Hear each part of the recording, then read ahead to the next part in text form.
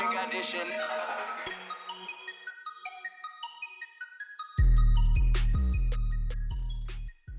Olá, criptofãs, nós decidimos criar um conjunto de roupas, hoodies e t-shirts relacionados com o universo das criptomoedas como uma forma de vocês conseguirem apoiar o podcast Bitcoin Talks. É só irem ao site da editora Self e procurarem pela categoria de vestuário. Olá, António. Olá, Rui. Cá estamos para mais um episódio do Bitcoin Talks. É verdade, estamos no 6º episódio. 6º episódio. E hoje temos aqui, enfim, temos uma agenda primeiro com algumas notícias daquilo que está a acontecer, que me parecem consequências do bom caminho que as criptomoedas têm feito, ainda que seja sempre um caminho difícil. E depois gostava de trazer aqui o termo da Solana, que é uma criptomoeda neste momento que está em quinto lugar, se assim podemos dizer, nas criptomoedas com maior market cap. Portanto é uma criptomoeda com uma grande capitalização bolsista, vamos dizer assim, com muito dinheiro envolvido, e que eu consideraria uma injustiça não ter falado nela, visto que já falámos de outros concorrentes, inclusivamente dessa criptomoeda, que estão também no top 10, como o Polkadot ou como o Cardano. Que eu me esteja a lembrar assim, dessas, o Solana... Essas fizemos Solana, uma comparação. por acaso nunca olhei muito para aqui. Qual é que é a tecnologia? Já lá iremos. Essa é que é a grande coisa. Porque se eu for agora para a Solana, eu tenho medo que falhemos aqui na nossa vamos voltar atrás. Agenda. Vamos falar da Solana como um competidor também do Ethereum, ok? Basicamente é um... Já o Cardano também é. É uma proposta. O Cardano também é, o Polkadot também é. Portanto, nós estamos muito numa fase em que... O Ethereum é o inimigo. O Ethereum é o grande Golias, não é? E existem aqui alguns... O quê? Porque a Bitcoin já nem joga nesta divisão, é isso? Não, a Bitcoin é outra divisão, não é? Desde que eu lancei o meu livro em 2018 que eu dizia isso. E eu, inclusivamente, ainda ouço de vez em quando pessoas a dizerem coisas como: não, Bitcoin já não é a cena, o Ethereum é que é a cena. E isto claramente é uma fase normal que nós temos quando começamos a estudar criptomoedas, mas que não tem nada a ver uma coisa com a outra. Quer dizer, é o mesmo que dizeres que, sei lá, bife de vaca não é a cena, peixe é que é, por exemplo. Quer dizer, não é comparável, não servem para a mesma coisa. Neste caso, a minha comparação no livro foi uma comparação que hoje é usada também para defini-las, que é o Ethereum é petróleo, a Bitcoin é ouro. E, portanto, são coisas que não competem, são ambas altamente valiosas e não competem entre si. Então as outras diferentes. criptomoedas a competir com o Ethereum são outras fontes de energia. Se estivermos a usar a analogia que o Ethereum é petróleo e o outro será hidrogênio líquido... Por exemplo, sim. Por exemplo, um concurso entre hidrogênio, eletricidade e petróleo, não é? Por exemplo, como grandes motores económicos, grandes plataformas económicas.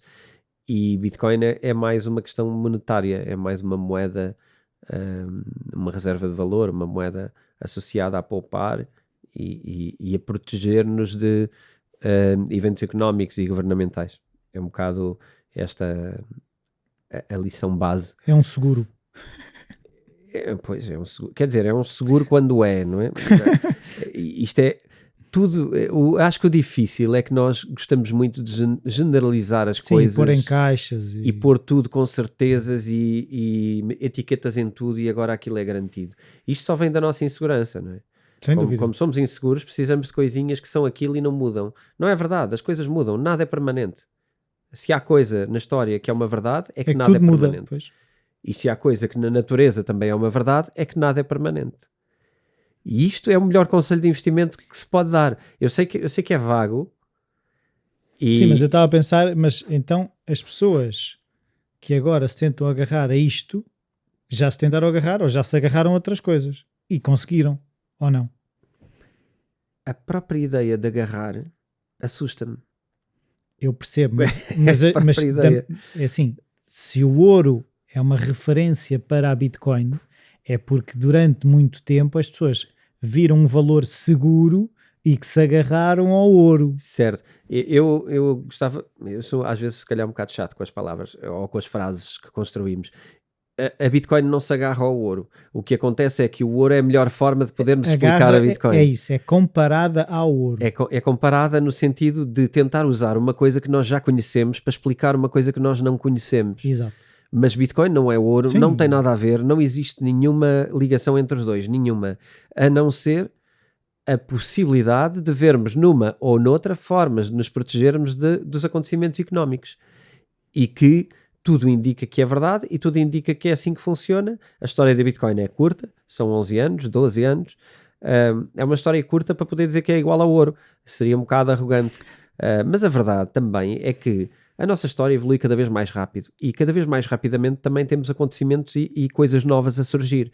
Portanto, se calhar durante milhares de anos usamos uma coisa, durante centenas de anos usamos outra coisa, durante dezenas de anos vamos usar outra coisa e depois vai ser ano a ano a utilizarmos outras coisas. Mês. Porque de facto a nossa criatividade, até como espécie, é escalável. Pode parecer que não, mas a história mostra que nós cada vez evoluímos e mudamos conceitos de forma mais rápida. E, portanto, cada vez mais verdades de ontem são dúvidas de hoje. Portanto, eu acho que isto é aquilo que é importante passar para não estarmos aqui a evangelizar nada, Claro. nem criarmos até uma dependência do sucesso de uma coisa para ter conversas inteligentes. Sim. Não é? Porque sim. acima de tudo... Sim, se a Bitcoin acabar de hoje para amanhã não quer dizer que não se possa falar de outras coisas. Nós vamos continuar a existir, espero eu.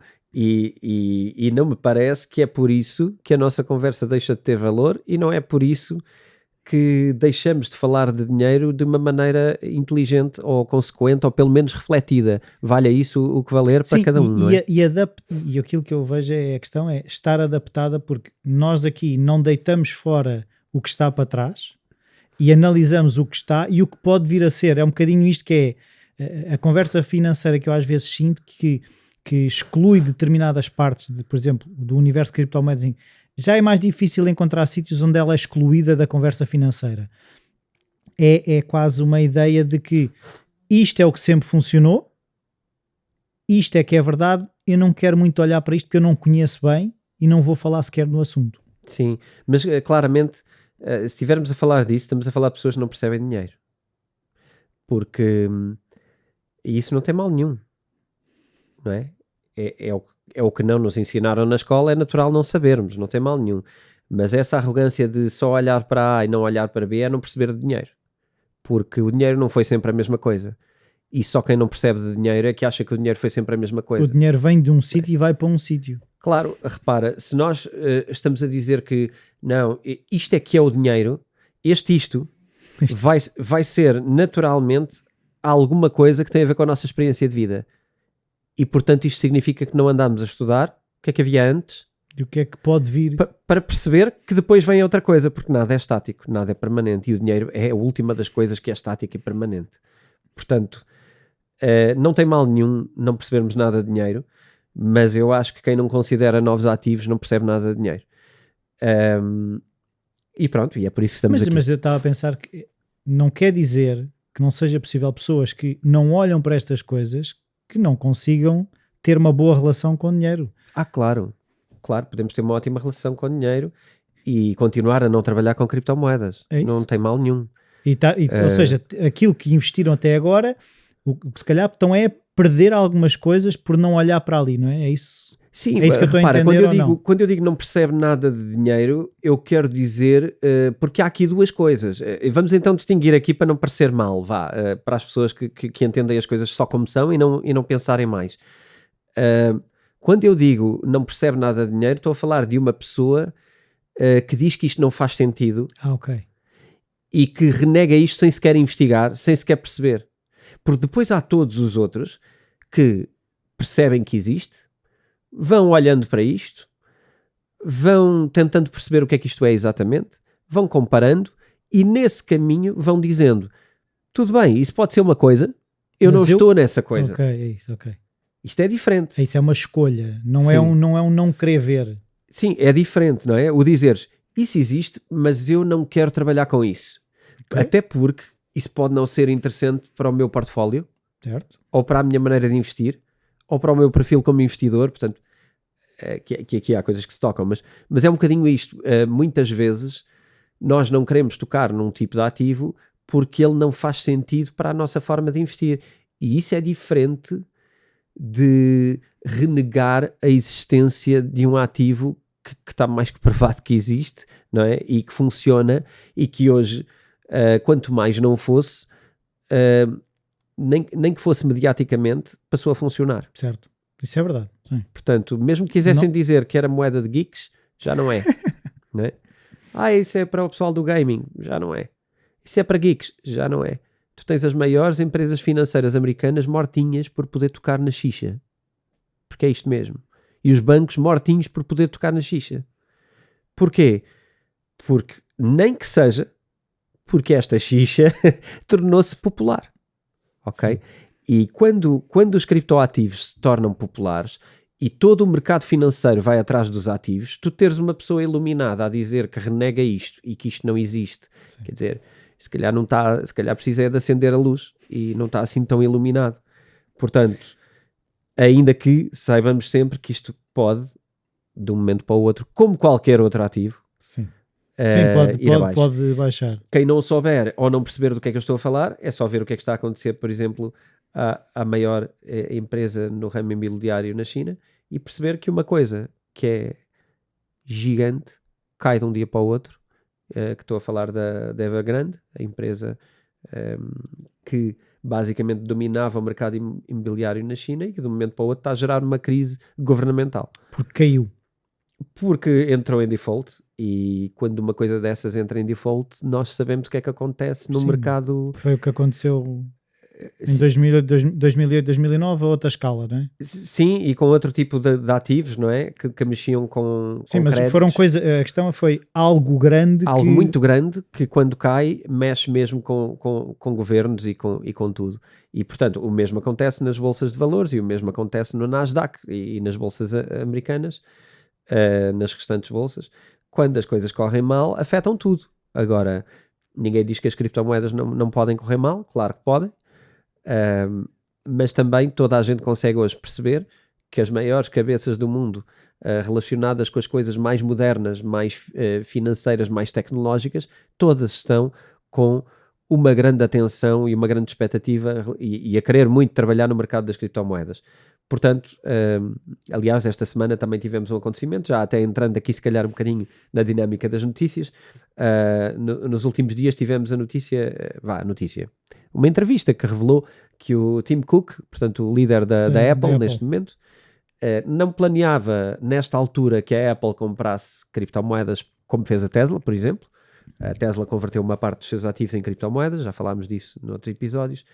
A Apple não planeia fazer isso agora, mas o Tim Cook confessou que tem criptomoedas no seu portfólio particular, como pessoa, tem Bitcoin, tem Ethereum, tem outras criptomoedas, e que tem uma quantia significativa, e que é adepto, mas que acha que a Apple neste momento não deve fazê-lo.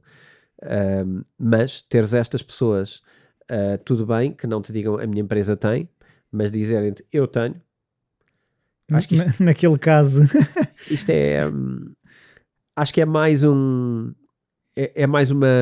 Eu acho que é um preparado de terreno, que é, não tem ainda, é que quase que a conversa que soa a Apple não tem ainda. Sim, aliás foi essa mesma a conversa, foi não tem ainda, não planeamos ter no curto prazo, até porque estas empresas depois têm que declarar quando têm essa intenção, tem que haver ali uma conversa antes.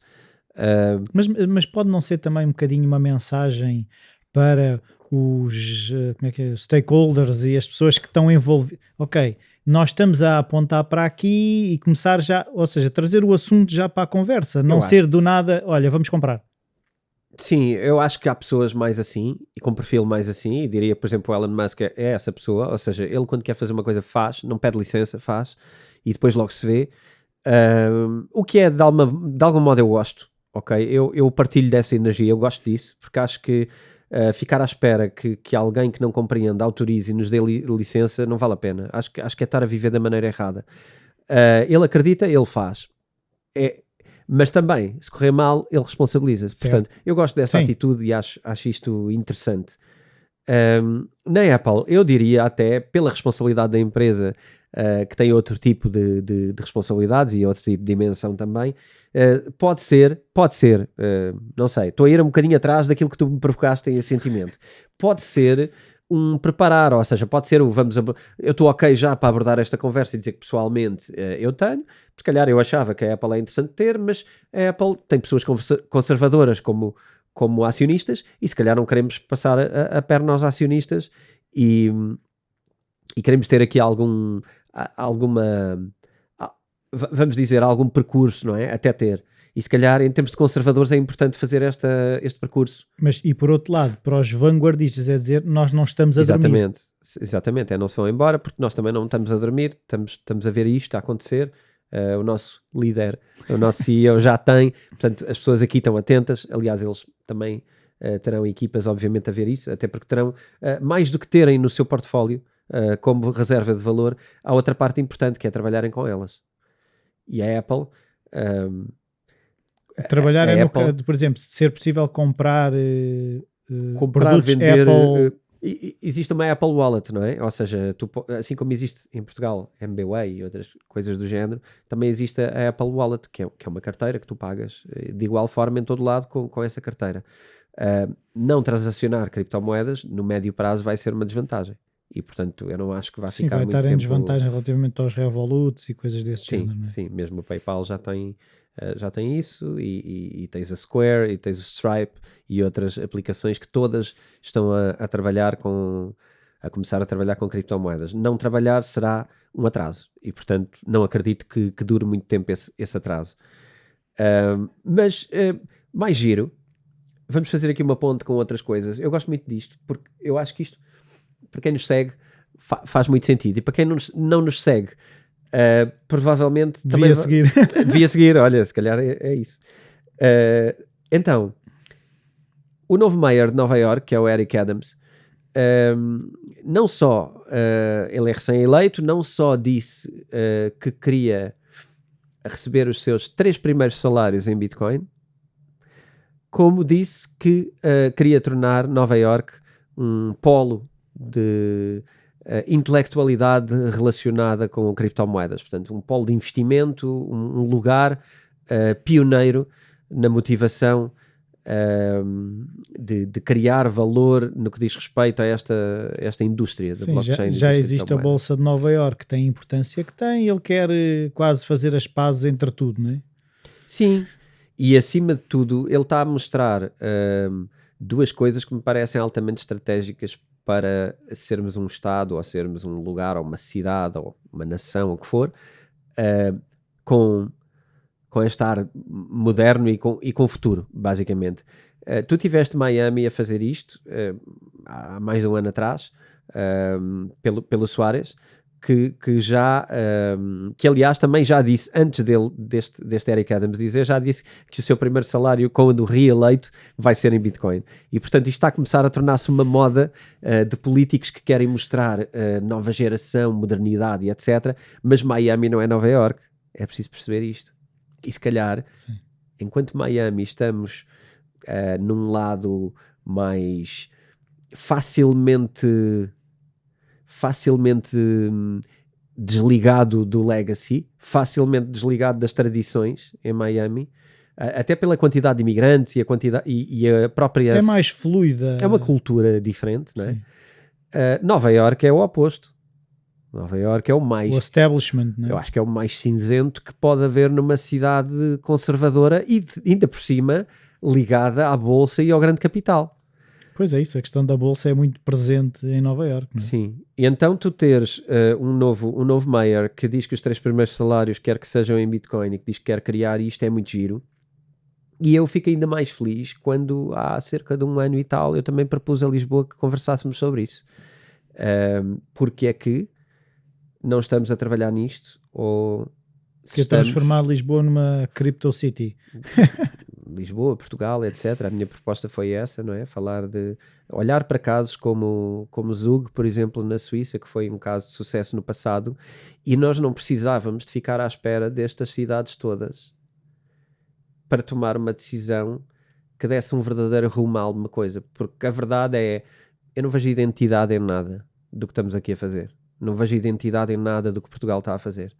Não há uma cara para nada, não há uma agenda para nada, há um eterno propor coisas vagas que andam para trás, andam para a frente. Estamos sempre a falar dos mesmos temas desde 1974 e eu não vejo nada que seja relativamente atrevido, e os exemplos que vejo, mais uma vez, à luz da história que vou acompanhando, história recente, permite-me concluir que se não houver uma intenção, vamos só andar aqui a correr atrás de alguma coisa. E então, e tu achas que, lá está, essa resistência normalmente é baseada em quê?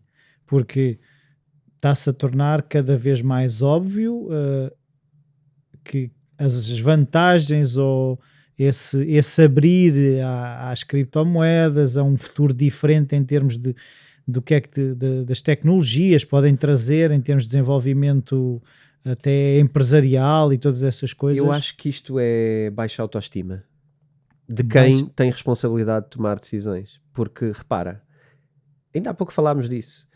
Isto é sobre estarmos a pedir licença para pensar. Porque, pedir licença a quem?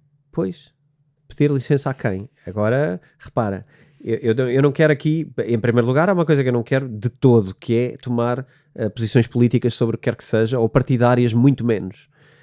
Mas, acima de tudo, isto tem a ver com estarmos à espera que algum iluminado na Europa decida tomar uma atitude em relação a isto, para podermos nós aceitar que é ok fazermos alguma coisa em relação a isto. Então temos receio de ser chamados à atenção pelo paizinho da Europa? Ou se calhar pior que isso, não temos convicção suficiente nas nossas ideias, precisamos que alguém as valide para que nós acreditemos nelas. Ok. Sim. Eu sei, se de repente Espanha pegar nisso e fizer, se calhar nós já vamos atrás. Sim, mas eu não nos vejo a ir à frente, com muita tristeza. Mas nós até temos um episódio que Portugal poderia ser esse sítio. Pois, sim. Aliás, esse episódio abordou talvez tenha sido também resultado dessa conferência. Mas penso talvez, que foi a seguir, sim. Talvez a lamentação dure até hoje. E é só pena, porque às vezes é só pôr mãos à obra e começar a fazer coisas, em vez de estar aqui num ramo-ramo cheio de burocracia a pensar se podemos ou não podemos fazer coisas. É pena, enfim, é esperar. Eu acho que há uma certa preocupação eu acho que ainda há uma certa preocupação com a estrutura legal para isto. Mas há um problema, é que, mais uma vez, na história, as leis regulam aquilo que compreendem. E quando as leis não compreendem as criptomoedas, é como não compreenderem o teletrabalho. Mais vale deixar acontecer e regular com base nas dificuldades que esse mercado apresenta. Porque é assim que se regula. Okay. Não é ao contrário. Então a ideia era, faça-se, depois percebes, ok, ali está a ir demasiado para aquele lado, se calhar é melhor pôr aqui um... A ideia não era. É assim e não faz sentido ser de outra maneira. Okay. A lei vem depois da má experiência. A lei não vem antes da criação. A lei vem depois da criação. Primeiro criamos coisas. Depois existem fragilidades nessas coisas que temos que proteger. Estudamos-las seriamente e com a lei protegemos as pessoas e os eventos que possam ser danosos para alguém. Então o que tu achas é que se está a proibir antes de deixar acontecer? Claro que sim, porque constante. Repara, até no teletrabalho, rapidamente começou a ser uma conversa sobre leis. E já, até agora temos surgido nos Estados Unidos como um país que fez não sei o quê. Mas repara, eu não quero entrar numa onda de só apontar defeitos, mas o que é que isso interessa? O que interessa é trabalhar. As leis, mais uma vez, vêm de razoabilidade e quando não há razoabilidade devem-se regular. Eu compreendo que existem exigências de parte a parte, mas estamos todos aqui à espera de leis. Quer dizer, ninguém está a trabalhar. Ou seja, o que tu estás a dizer é, enquanto está à espera de leis, ninguém está a fazer nada. Exato, estamos todos aqui num improviso, mas não estamos a trabalhar de facto. Estamos todos à espera de nos poder refugiar numa lei para não trabalhar ou refugiar numa lei para explorar os outros. Quer dizer, estamos sempre a partir do lado errado da história. Estamos sempre a partir do princípio que o patrão é um mau patrão e que o empregado é um mau empregado. E, portanto, enquanto não houver leis, ninguém trabalha. Sim. E isto parece-me pequeno. Eu também digo isto porque estive envolvido também em algumas conferências por causa do livro Teletrabalho que escrevi em parceria com o Fernando Moreira. E isto foi, obviamente, um grande tema. A legislação. Que é... Isto ficou claro para toda a gente, que é... A lei vem depois. Primeiro, é necessário criar modelos e esses modelos que funcionam para trabalhar. Então a ideia é as pessoas experimentarem, mesmo por exemplo, tu estás a dar o exemplo do teletrabalho, é as empresas testam várias maneiras de funcionar com as pessoas dentro da lógica da empresa. Quantas empresas já faziam teletrabalho antes de haver uma lei de teletrabalho? Já, bastantes. Há décadas que se faz teletrabalho. Se calhar devíamos procurar essas pessoas e conversar sobre as dificuldades, era um bocadinho mais rápido do que estarmos a criar leis num bastidor que nunca fez um teletrabalho, não é? E esperar que a Assembleia aprove leis quando não percebe nada de teletrabalho que nunca o executou, não é? Estas coisas depois Sim, são... eu tenho um amigo que ele fisicamente acho que ia uma vez por mês à empresa, já há muitos anos. Sim, eu tenho amigos que nem uma vez por ano vão. Trabalham para os Estados Unidos e para outros países e, portanto, têm encontros anuais às vezes, outros, enfim. Mas... E funciona muito bem. Aliás, engraçado, o caso que eu estou a pensar agora é uma empresa sobre cultura empresarial, precisamente. O que eles fazem é software para empresas de recursos humanos. Ok. Portanto, repara, quer dizer, isto já está um bocado pensado. Estamos agora a inventar? Não estamos, não é? Estamos a complicar. Eu só digo que estamos a complicar, não é porque estamos a regular. Para mim, tudo bem, acho que devemos regular. O que acho que estamos a complicar é acharmos que até lá não se temos faz que nada. esperar. Okay. Não, vamos esperar porque vai sair uma lei e é conforme ela que nós vamos trabalhar. Mesmo que isso não funcione para nós. Mas é isto, vamos esperar porque vai sair uma lei. Então tu defendes aquela visão que se fala às vezes que é preferível pedir desculpa do que pedir licença? Não em tudo. não, estamos a... Isso é uma grande armadilha. Não, o que eu estou a dizer é, normalmente em questões empresariais, por exemplo, uma pessoa que quer lançar um negócio e a questão de pedir desculpa ou pedir licença... Nos negócios, repara, as desculpas são relativas e as licenças são relativas, não é?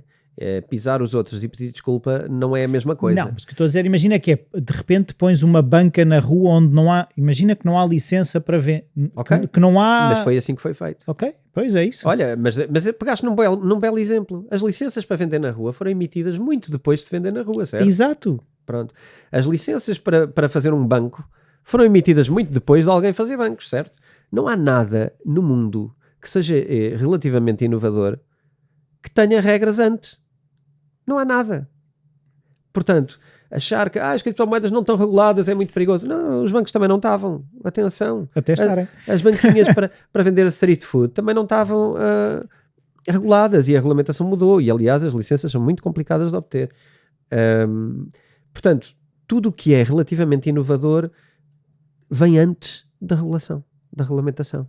Aliás, eu acho que a gente depois pode fazer um episódio sobre isto, porque isto é muito interessante. Repara que as empresas mais bem-sucedidas dos últimos 10 anos são todas empresas sem regulamentação. Quando nasceram. Todas.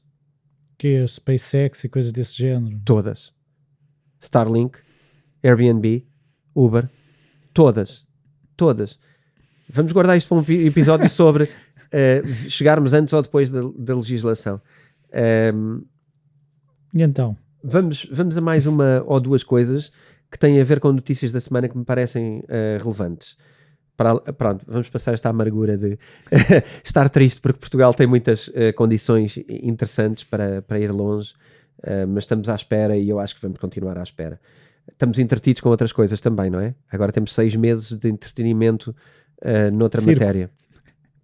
Não fui eu que disse. Este episódio é patrocinado pela editora Self, onde podem encontrar livros sobre como investir, day trading e o livro do António, Bitcoin. Os ouvintes do Bitcoin Talks têm um desconto extra de 15% em todo o site. Basta irem a www.vidaself.com e usar o código Bitcoin Talks. Repito, basta irem a vidaself.com e usar o código Bitcoin Talks.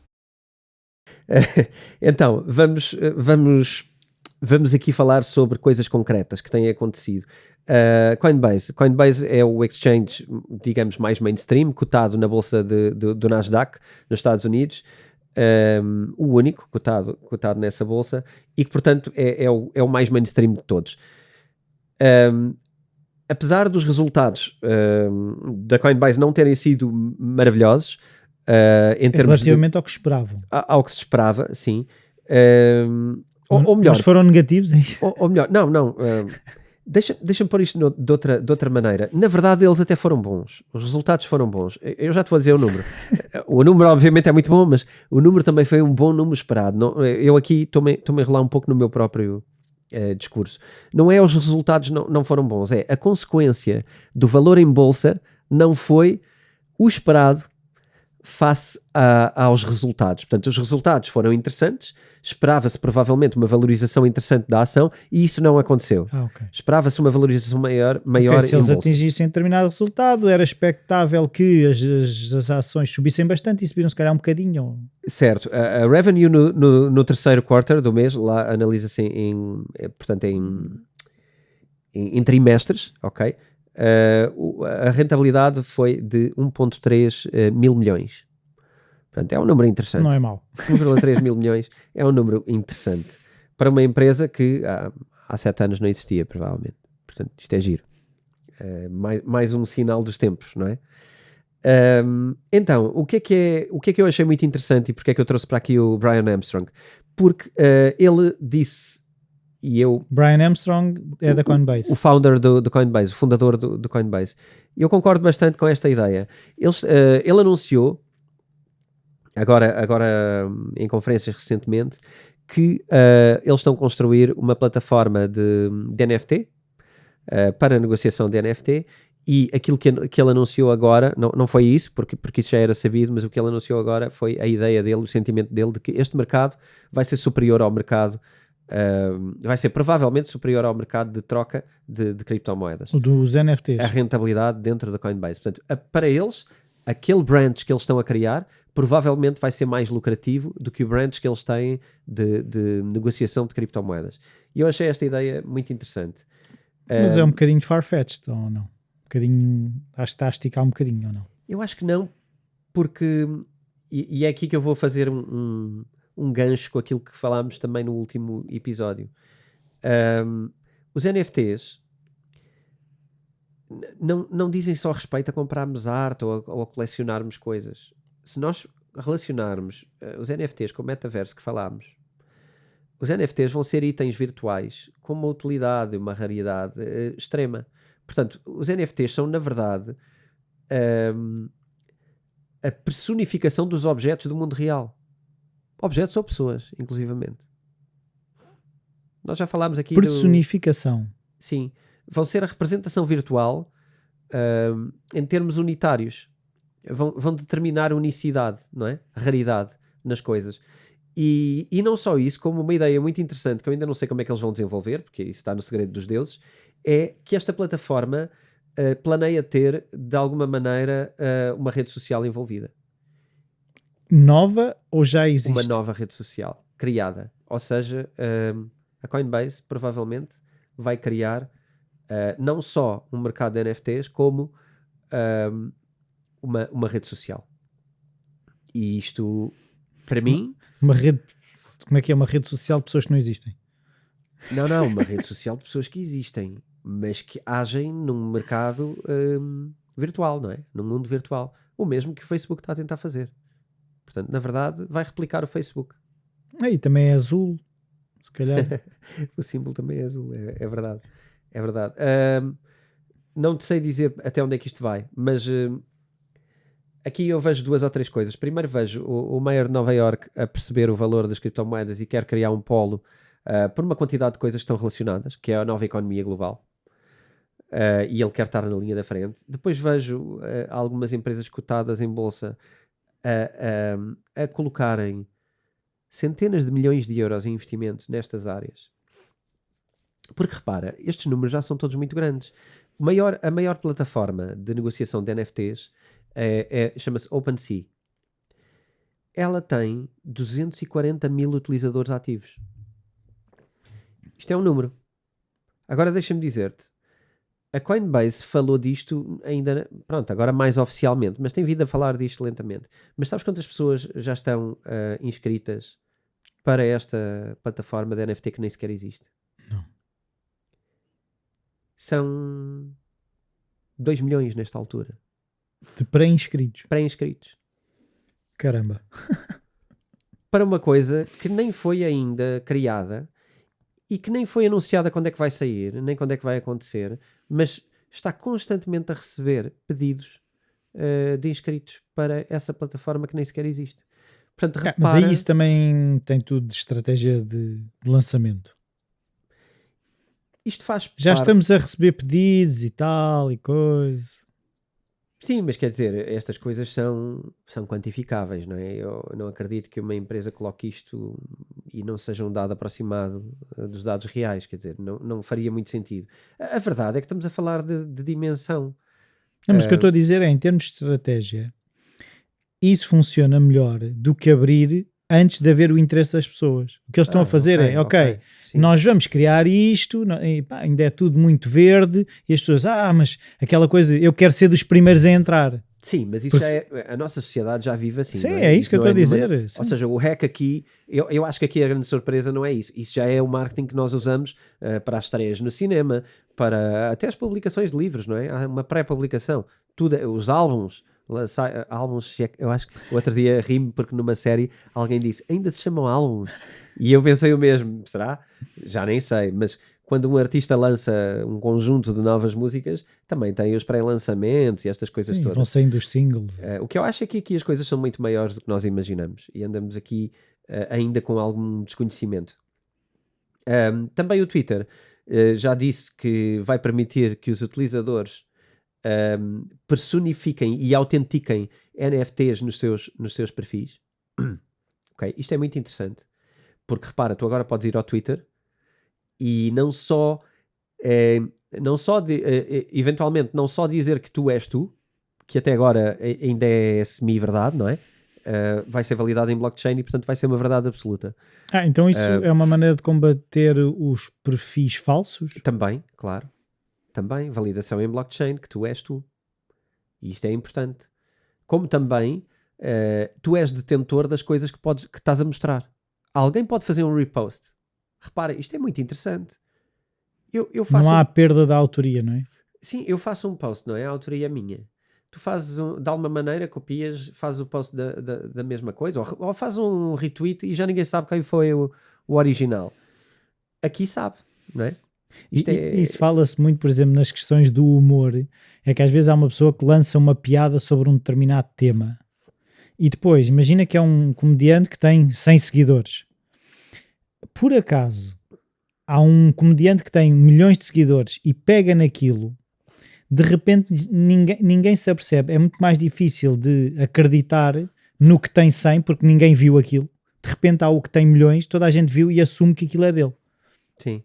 E aí a autoria, nesse caso, passa a ser mais fácil de provar quem é que pôs o quê, quando. É uma forma mais fácil e que sem dúvida o mercado dos artistas vai ser muito mais justo e muito mais protegido com estas leis. Também aqui adicionar, falámos do Twitter, falámos do Coinbase, o que é que está a fazer, falar da Meta Platforms, não é? Antigamente, Artist formerly known as Facebook, que mudou de nome. Zuckerberg. Essa coisa, que na verdade também está a criar uma carteira também relativamente polémica e que estão a fazer transferências, que é a Novi, que estão a fazer transferências experimentais entre países e que está a ser polémica. Mas é tipo um Coinbase... Sim, está a criar uma wallet, portanto não é tipo um Coinbase, não é um exchange. Não é exchange, ok. Não, mas é uma wallet, portanto é um endereço. Permite-nos enviar criptomoedas de um para o outro, não é? E existem milhares de wallets hoje. O Facebook está a criar uma, porque o Facebook tem projeto de lançar uma moeda, não é?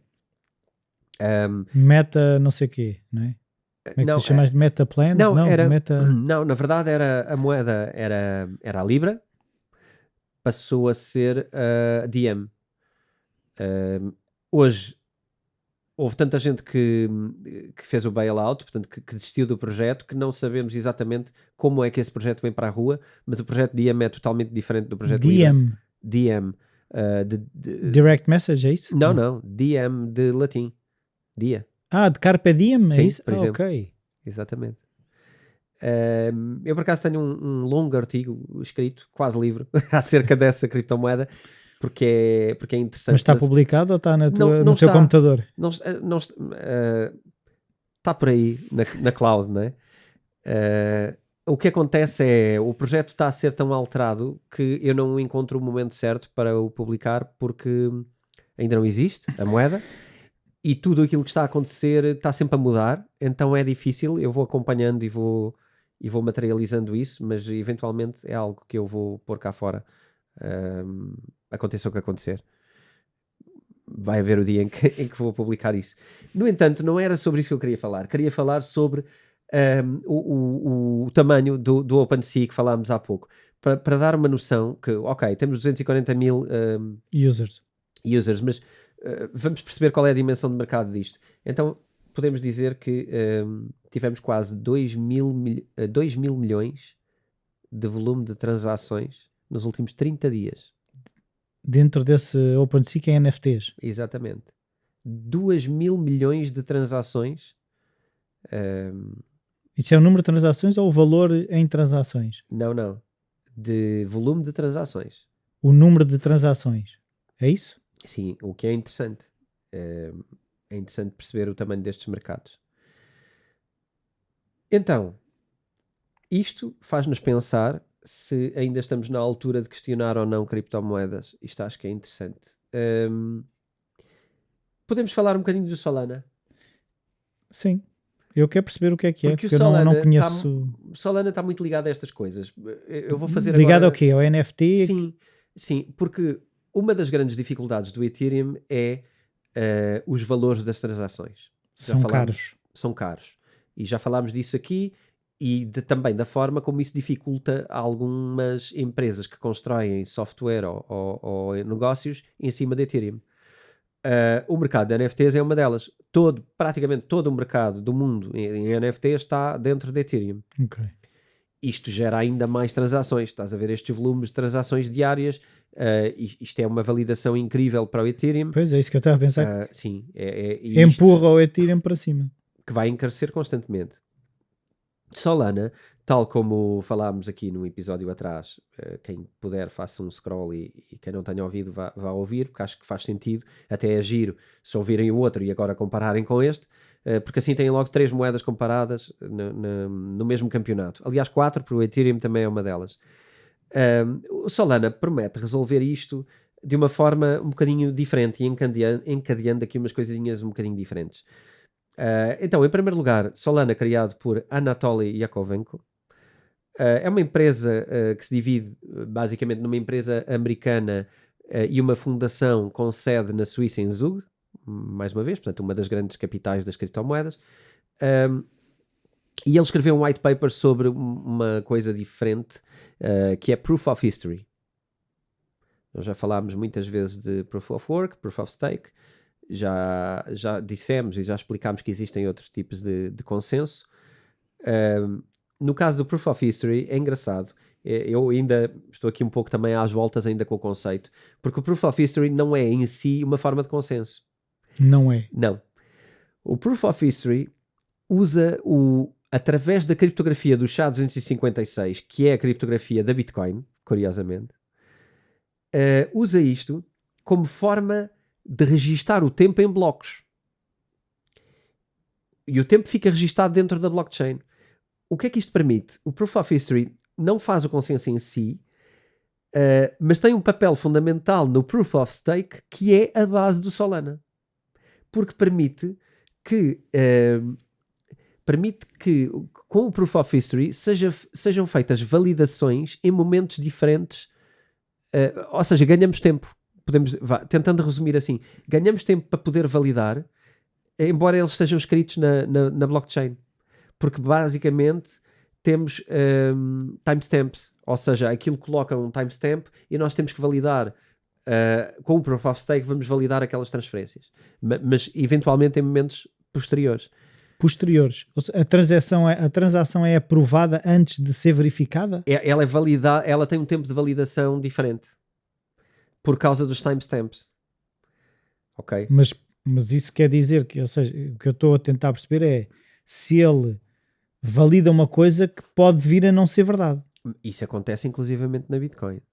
Existe um tempo de validação em blockchain e no Ethereum também. Ou seja, tudo o que é Proof of Work também tem um tempo de validação. O que aqui... Mas é assim, mas ele não é aprovado antes de ser aprovado. Ele é aprovado com a primeira validação e depois ele é confirmado e depois definitivamente confirmado com um número de transações. Então, imagina, se ele for aprovado a primeira e depois as seguintes forem de não aprovação, aquilo reverte? Bem, sim, havendo não aprovação, reverte. Que é para evitar o double spending. Aqui, repare, isto é uma coisa engraçada. Normalmente nós não temos tanto acesso ao back-office destas coisas. Nós podemos determinar ao fim de quantas validações é que consideramos que a transferência está validada por nós, pessoas. Eu posso dizer-te, olha, tudo bem, eu vendo-te o carro em Bitcoin, mas eu quero, sei lá, 15 transações. Não, por exemplo, se for Ethereum serão mais, Bitcoin vais pedir menos, mas imagina, eu quero mais validações, eu quero 7 validações ou eu quero mais, em vez de querer 3 ou 4 validações ou até a primeira validação e Mas ok, como é que eu podes ir faço embora. Tu consegues ter acesso a isso, em muitas wallets tu tens acesso à quantidade de validações que já tiveste em blockchain. Tu consegues vê-las a acontecer, fazes update da aplicação e vês 3 validações, passado uns minutos, 4, 5, 12, o que for. E tu podes considerar o número que quiseres em acordo se achares que isso é que te traz segurança extra, e de facto traz. Aqui será um bocado esse o processo. Agora, o que é mágico no Solana? É a promessa, porque à partida Solana promete 50 mil transações por segundo. Isso é muito. Isto é muito. Eu não sei se te recordas, mas... O Ethereum era 300? Era 300. Pois. Portanto, vê o quanto isto está a escalar em transações. O Ethereum obviamente está a trabalhar para ter muito mais que isso, mas mesmo o Cardano já era 1000 e qualquer coisa, não era? Sim, havia, eu confesso que não me recordo agora, teríamos que ir aqui às notas dos outros episódios, ver o que é que estava, mas teríamos aqui ambições para chegar a 3000 e a 7000 em Cardanos e Polkadots. A questão é que aqui estamos a apontar para 50 mil. Isso é um salto... Com uma nuance muito gira, que é, mas é 50 mil por limitações do hardware. Porque a arquitetura do sistema permitiria mais. Mais, em teoria, 700 mil transações por segundo. Então, se o software, se o hardware mudar... Em teoria é isso. Portanto, o grande discurso do Solana é este. Nós temos 50 mil, nós conseguimos executar 50 mil com a coisa implementada, mas só não fazemos mais porque o hardware não permite. O hardware permitindo, escalaremos até às 700 mil. E repare, isto são números que ultrapassam as próprias bolsas do Nasdaq, por exemplo. Pois. Que são totalmente centralizadas. Atenção a isto, que é a grande questão. Porque se é para estarmos aqui a fazer coisas parecidas com a bolsa, isso já está feito. Não é isso. É descentralizado, de forma descentralizada e com estas questões de consenso. Portanto, que basicamente fazem com que não haja uma entidade que domina e manda neste processo todo e diz o que é verdade ou o que é que não é, e que seja a única que controla o processo. Basicamente isto é distribuído e, portanto, seria um sistema do povo ou de alguma maneira mais democrático. Mas a minha grande questão é, eu posso dizer que faço, mas eles estão a conseguir de alguma forma mostrar o que é que conseguem fazer, ou se me deixarem eu faço não sei o quê, não é? O que acontece aqui é que ainda por cima faz isto a preços muito baixos. Portanto, quebra totalmente a capacidade do Ethereum. É considerado que a Solana está em beta, mas na verdade, enquanto no início do ano estávamos com 100 projetos a decorrer, porque já existem projetos de smart contracts a decorrer dentro de Solana. Aliás, há exchanges que pretendem desenvolver DEXs dentro da rede Solana. E há projetos muito interessantes que estão a nascer agora, que estão a nascer dentro de Solana. E, portanto, a rede já funciona, ok? Não só funciona, como escalou de 100 projetos a decorrer para 250 no prazo de meses. E isto é muito interessante. Não é à toa que Solana, se calhar há 6 meses atrás, estava com valores, estava com valores na casa dos 20 a 40 dólares, e agora Solana está a 222 dólares. A moeda Sol. Sol é Solana. Portanto, este mercado e esta evolução que escala traduziu-se totalmente em valor. Não é? O que é interessante. Mas aquilo que eu agora estava a tentar perceber é se existem mais opções, aquilo que eu estou a perceber, ou se calhar posso estar enganado, é pessoas que querem desenvolver determinados projetos, hoje em dia se calhar já não têm quase a obrigatoriedade de desenvolver em Ethereum, já escolhem, ok, eu já posso já acredito o suficiente para desenvolver em Solana, ou em Cardano, ou Polkadot. Isso não vai esvaziar um bocadinho o Ethereum? É assim, essa divisão, porque uma coisa, quando tu és, lá está, a referência, hoje em dia, a pouco e pouco, se o papel do Ethereum não vai ser desgastado. Claro que sim, porque se só existisse Ethereum, todos teriam que conseguir entrar em Ethereum e funcionar dentro de Ethereum. Portanto, havendo outras alternativas, claro que sim. No entanto, eu acho que a questão já não é tanto essa. Repara, o mundo inteiro vai tender a entrar de alguma maneira nisto. Sim, mas agora pode entrar para qualquer lado. Acharmos que seria só em Ethereum seria colocar o Ethereum como a barreira de capacidade de evoluirmos no mundo inteiro. Ethereum e foi durante algum tempo ou não? É?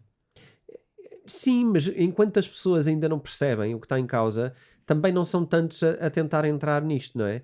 À medida que mais pessoas compreendam e aceitem e percebam que podem ganhar em criar e usar estas tecnologias, de repente dá saltos muito grandes que o Ethereum não consegue acompanhar em termos tecnológicos.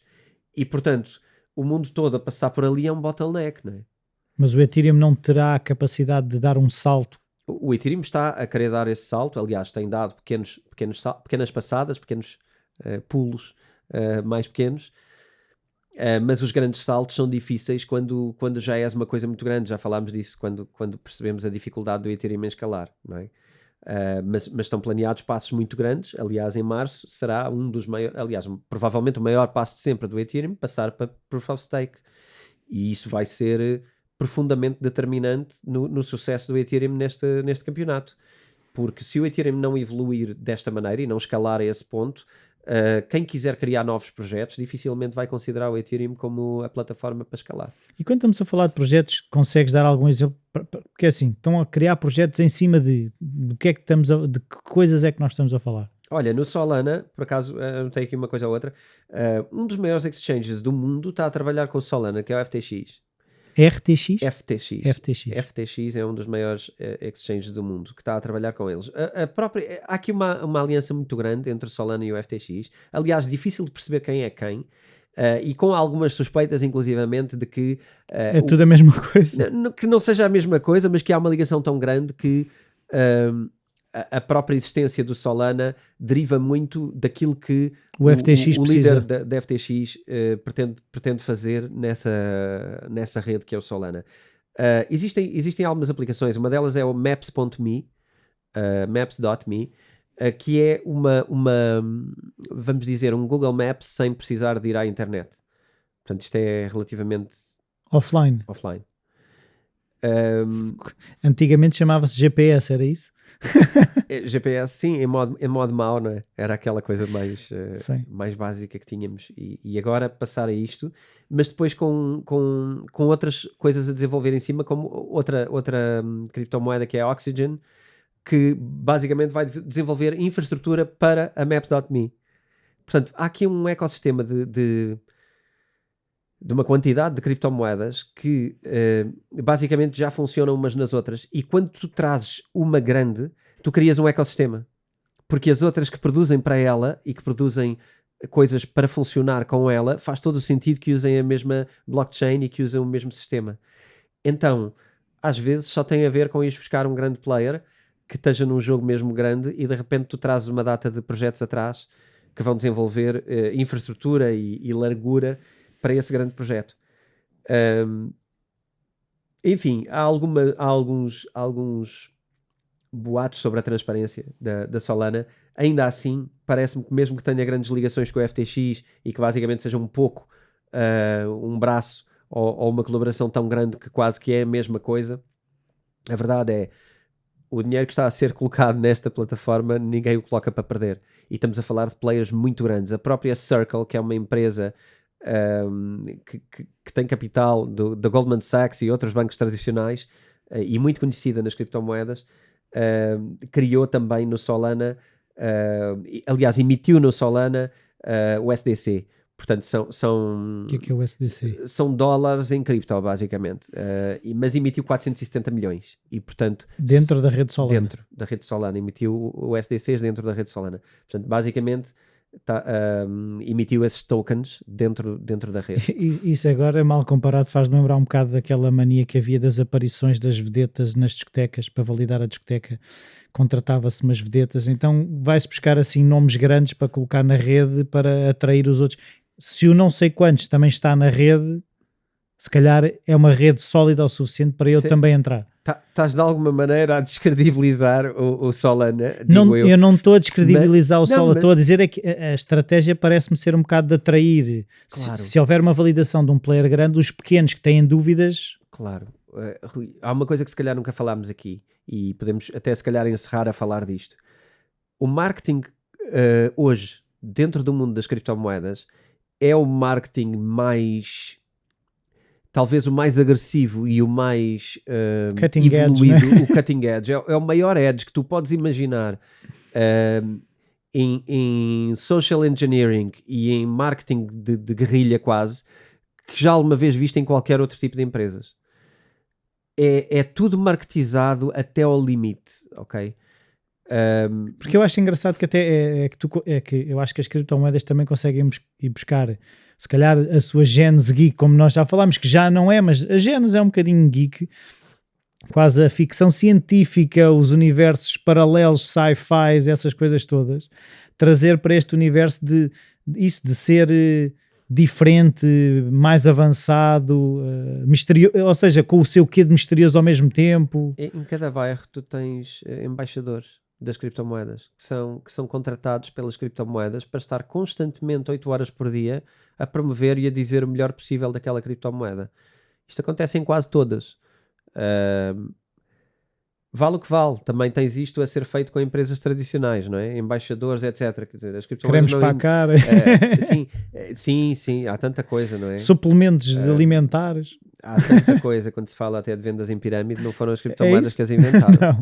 Eu diria que foram os bancos. Mas também as aproveitaram, é isso que estás a dizer? Acredito que sim. Aqui a venda em pirâmide, quer dizer, não é... Para uma criptomoeda transparente não é interessante. Porque... O risco de uma má publicidade é grande. Porque normalmente a questão dos esquemas de pirâmide, esse sim, eu fiz um e-book e lancei, está à venda por €1,99, onde quer que haja e-books, creio que isto é verdade. E que é oferecido se comprarem o curso. Sim, é verdade. E chama-se Como Reconhecer um Sistema de Pirâmide, alguma coisa deste género. Esquemas em pirâmide em criptomoedas. Sim, acho que é isso. Eu não me recordo, peço desculpa por essa parte, mas a verdade é essa. Quer dizer, quando tu és só um esquema de pirâmide, é que é mau. Se tu fosses um esquema de pirâmide e funcionasse, para além de... não é? Na verdade, se calhar quase tudo é um esquema de pirâmide, de alguma maneira. Portanto, o problema não é só esse. O problema é depois há produto ou não há. Não é? E esse produto é desejável, tem procura, não tem. E essa é uma das grandes questões. Nas criptomoedas não tem muito a ver com esquemas em pirâmide, tem mais a ver com criar hype, criar expectativa, mostrar que somos bons, falar dela, falar, porque é assim que se faz coisas. E eu acho que, pelo que eu também marketing. Te vou ouvindo nas conversas que vamos tendo, é um bocadinho esta... É uma conversa baseada em testamos isto, estamos a tentar ir para ali, em que é que estão a avançar o que já é feito, não é nós somos melhores só porque somos os melhores, claro. não é a onda do fanfarrão, não é? N pessoas vão achar que acompanhar uma criptomoeda é, por exemplo, ir para um grupo Discord, ou ir para ou segui-la no Twitter, ou ir para um grupo Telegram, ou WhatsApp, para quem fosse mais antiquado. Não creio que haja grupos de criptomoedas em WhatsApp, mas se houver, provavelmente é um sinal para fugir. Mas não é comum usarem, é uma coisa muito antiquada e não muito eficiente. E, portanto, em Telegram, Discords ou quer que seja, não é a maneira para seguirmos uma criptomoeda. Porque eu, quando quero perceber se um produto é bom, eu não vou pedir às pessoas do marketing dessa empresa para me explicarem se é bom. Claro que vai ser bom, claro que só me vão dizer maravilhas e ninguém me vai dizer o lado negro da força, não é? Portanto, isso não tem interesse nenhum. Eu creio que não tem interesse nenhum, mas cada um toma a sua decisão. Agora, seguir constantemente os yes mans não me parece interessante. Parece-me interessante olhar para o que tu dizes. Onde é que está o roadmap? O que é que estamos a fazer? O que é que vamos fazer? Qual é a promessa? Como é que estão os parecidos com este? O que é que ele está a tentar resolver? De que forma é que os outros já resolveram? E a deles é diferente? Parece melhor? Parece pior? Certo. Qual é a concorrência? É tudo o resto. Aliás, dentro do curso que temos de criptomoedas, de introdução e de introdução às criptomoedas, no curso nós temos um capítulo que é precisamente isso, como avaliar criptomoedas. Esta coisa de ficarmos felizes só por ver boas notícias, não pode saber bem, mas eu normalmente em investimentos então o dobro, eu prefiro saber as más notícias do que estarmos só a ter colinho e depois quando vamos a ver foi só um mau investimento e uma coisa para uma sopinha quente ao fim do dia. Então acho que com dinheiro não se brinca. Um chazinho para dormir. Pois, acho que com dinheiro Também não se brinca e com dinheiro nós não queremos colinho. Nós queremos saber o mau para poder investir com consciência. Claro. E se calhar eu até me despedia assim. Sim, Falámos de Solana, eu acho um projeto interessante. Estar nas 5 primeiras pode ser hype demasiado, não sei. Porque na verdade estamos a falar de 250 se calhar todas já projetos. passaram por isso. Será que existe alguma criptomoeda que não esteja a evoluir, que não tenha passado se calhar por uma fase de hype? Eu acho que quase todas terão passado de alguma forma. Quando há sempre a novidade e quando os projetos parecem sólidos, não é aquelas criptomoedas que toda a gente, não é uma Dogecoin, mas mesmo a Dogecoin já teve muito hype. Sim, está no top 10. Pronto, por isso é o que eu estou a dizer, se calhar o hype também faz parte deste jogo, não é? Sim. Deixa-me dizer uma coisa. O Solana teve uma conferência em Portugal. Eu passei por cima disto há pouco, não me lembrei. Solana fez uma conferência em Portugal a semana passada, mais ou menos a semana passada.